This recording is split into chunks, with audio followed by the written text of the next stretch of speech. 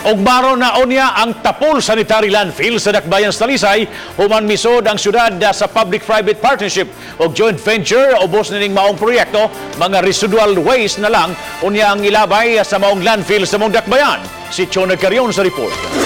Sugod na gyud. Gipahibaw ni Edwin Nieves, ang Pangulo sa Talisay City Solid Waste Management, nga ang pribadong kumpanya na ang magpalambuon niya sa Tapol Sanitary Landfill. Gani niadtong Marso ang maong pribadong kumpanya na ang naghakot sa mga basura gikan sa mga dagkong kadalanan sa Dakbayan. Samtang ang mga garbage truck sa syudad may mokolekta sa interior portion o sa kabarangayan. So nakatabang gyud nato ang PPP karon sa collection and disposal sa itong basura. Pero sa pagkaroon gyapon, ang City of Talisay ang barangay na gyapon continue gyapon ilang collection kay kung makaya na sa PPP, wala tay problema ang syudad. Wala problema ang barangay.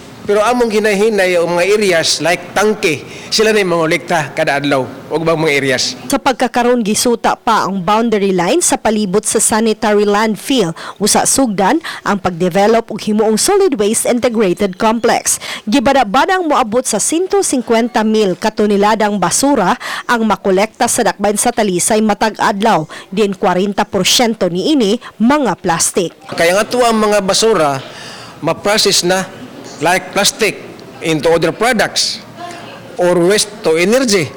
Unya katong mga recyclable ma-dispose ato na. Ang metabo niya ana, ang ato ang landfill capture yung residual waste. Uban ni Marlon Melgaso, Chona Carrion, Balitang Bisdak.